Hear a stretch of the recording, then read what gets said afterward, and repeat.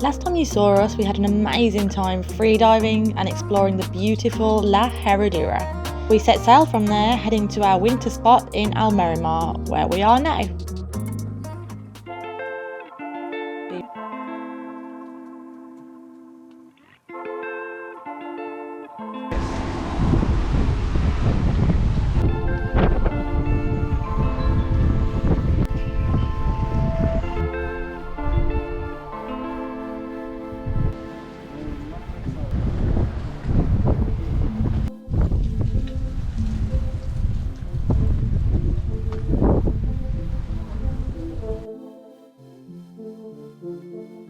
Oh, it's roasting. It's a warm but windy day. We're gonna go and get the quote for how much it's gonna cost us to winter here. Yeah, we're gonna try and sort all the finances out for that now. Gonna go and try and haggle. Yeah, well, I'll say haggle. I'll just see what we can get and what we can do and what works out best. But we'll let you guys know and we'll keep you posted with it as well.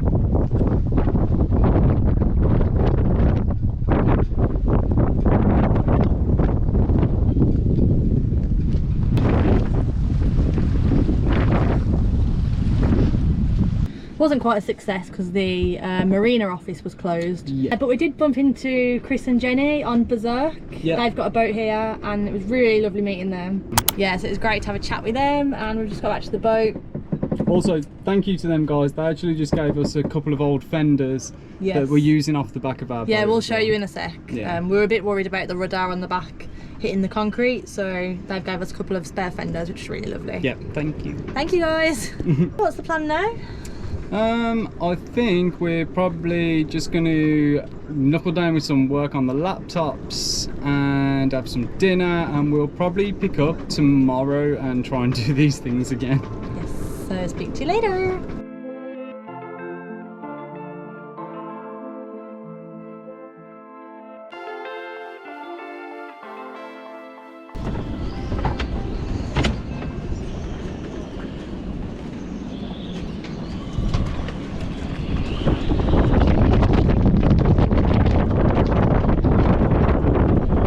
A gale out there. It's blowing an absolute hoolie.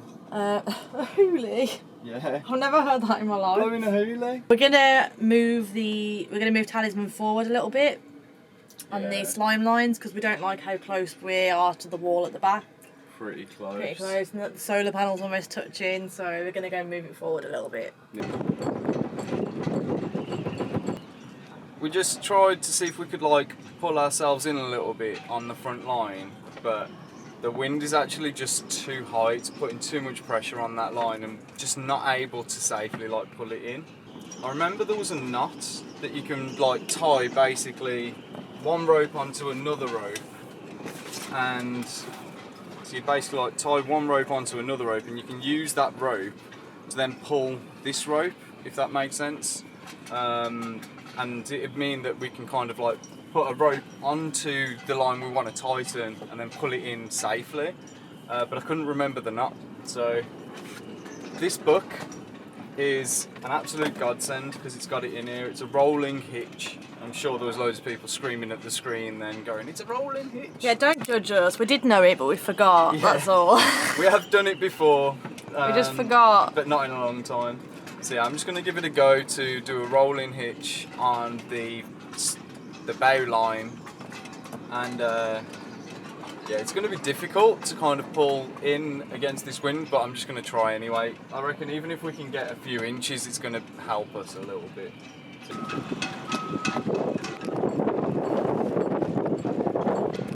Though it was still tricky due to the high winds, it did work a treat. This was a reminder for us how important it is to keep practicing your knots.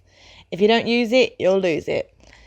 We like to learn through the books we've got, but also from YouTube accounts such as Why Not? What's up, everybody? What's up, everybody? So we have now paid.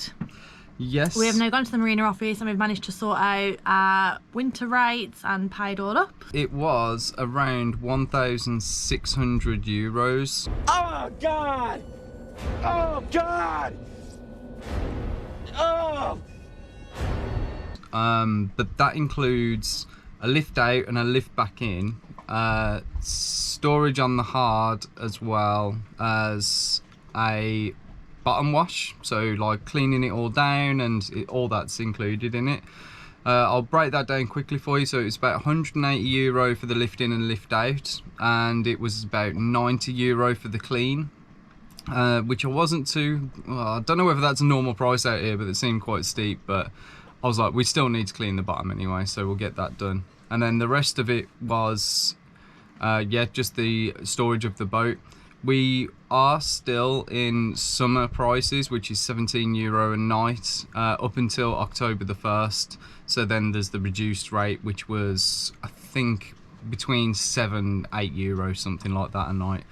And then there was a little discount if you stayed X amount. So if you stayed for 1 month, I think there was a small discount. If you stayed for 3 months, there was a small discount, maybe like 10%. And then if you stayed for 6 months, there was a bigger discount again. But the discounts were different if you were on the hard or if you were in the water. So yeah, that's how much we've paid. So yeah, we've obviously ended up paying the summer rate for 10 days, which is not good. It's a lot more than we were hoping, but unfortunately we arrived here in the middle of quite a strong weather front. We'll include some clips of what it's been like here in the marina. So we couldn't really anchor. It was kind of the only option, and it is a cheap marina compared to the marinas. So yeah. So we also went and inquired about maybe getting a solar arch made so that we can have our solar panels higher up, and then maybe get some sort of sun cover put on or something like that. We didn't think it'd be as much as it is. Yeah, we thought having a smaller boat would make a bit of a difference. So, but it really hasn't. Like there were. Well, we only got one quote, to be fair. But that seems where we spoke to people since, and that seems to be the norm. Yeah, about €3,000. About €3,000. Yeah, we're either going to try and figure out if we can do some of it ourselves or what, or just not have one. Yeah, we're going to have to try and think of some solutions. And yeah, that's about it. We bumped into a really cool guy today at the shop. So hey David, if you're probably watching this, and Tony as well, on Instagram. And it's been really cool actually, because so many people are here that we spoke to in passing on Instagram and YouTube, and it's quite cool just randomly bumping into them, like when you're going to the shop and stuff. Yeah. Sorry for anyone that sees us, because we're always a state, it's always a mess. I think a lot of people do winter here, and like it's got a real good winter community. Unfortunately, we ain't going to see it when we fly back as much, but it's still cool to like see these people as they're arriving. Yeah. Cool, so Bryn's going to go and have a shower, and as always, I'm just going to go back to editing. Yep. So I'll catch up with you guys later. Bye. Bye. It's that time again. Bryn's haircut time. Yeah, it's got quite long on the side, so let's go. Let's do it.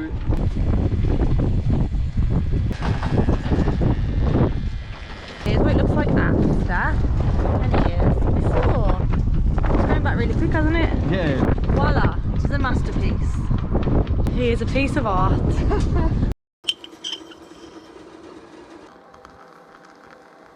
As Jade would say in the morning, good morning. Good morning. Some boat jobs today, finally. Yes, we need to get some jobs done so that we don't run out of time. Today we'll probably try and do the toilet service and some of the cleaning jobs, some of the greasing jobs, and maybe checking the rigging, because we're still living on the boat, so I don't want to, you know, do things where we can't then use these items. So that's kind of how we're going to roll, I think. Yeah, so we're just going to have some breakfast, finish coffee, and then get a move on. Yes. Stage one is always get the hair ready to go. So it's out the eyes. So the first thing we're going to do now is get some tools out and get some bits that we're going to need for 2 jobs. We'll get 2 jobs ready. The first one's going to be the greaser, and the second one's going to be the toilet service.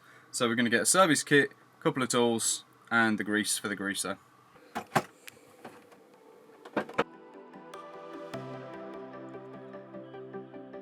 We're going to clean and service the toilet. I just want to try and clean it as much as possible. Are you turning the seacocks off now? Yeah, just turning them off.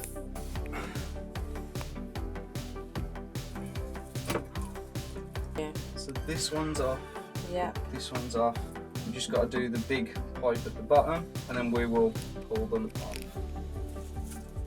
we haven't really had any water come out. We did try and like pump air into the system so there's as little water as possible. But now's the messy one. Oh. Okay. Okay. Not Wasn't too too bad. So far, it's not as gross as you thought, right? No, and it don't. Do you know what? It don't smell. It doesn't smell. Like I feel like we're really lucky here. The next bit of this is there's 4 screws. Yeah. Take them off, and this whole unit should just come out. Apparently. Ooh. This is just the new gasket, and these are the bits where the water comes in and goes out. Shiny. And it's, yeah.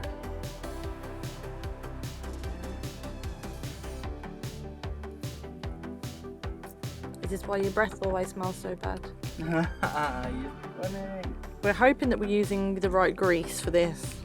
Yeah, it's not. I'm pretty sure it's not the perfect grease, but it's a marine grease. We already had it. And we already had it. So you want to put it on this, right? Yeah. So basically, I'm just going to cake this, and then we've got a new gasket to go on. But yeah, we're just going to cake it in grease now.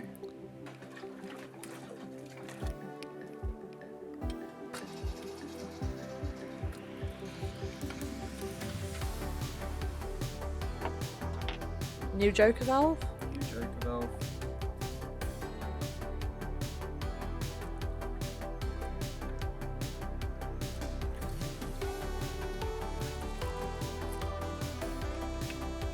Oh.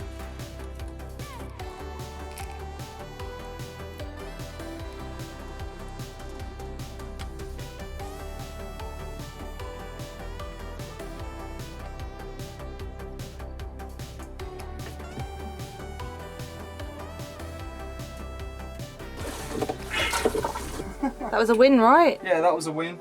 Good work. Awesome. I was like, are your hands clean? I didn't know whether to touch you there. I've already washed my hands, don't worry.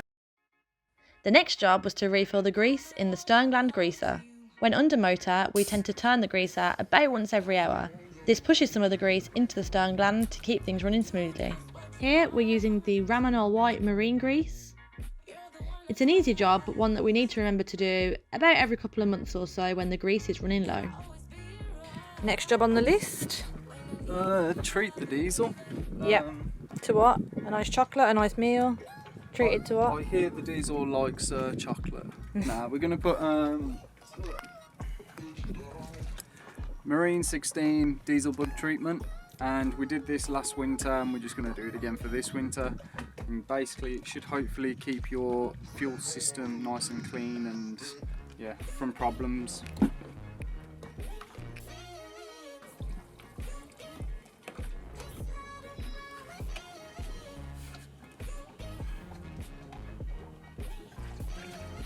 So the tank is now all full. And the diesel tank is in there. And the reason why you should always fill your tank is because that means there's less chance of air getting in and condensation. So you fill your tank up when you're going to leave. Fantastic. And what's next on the agenda? The agenda next is cleaning. Woohoo! Boat cleaning, so we're just going to wash all the outside of the boat, give it a good clean.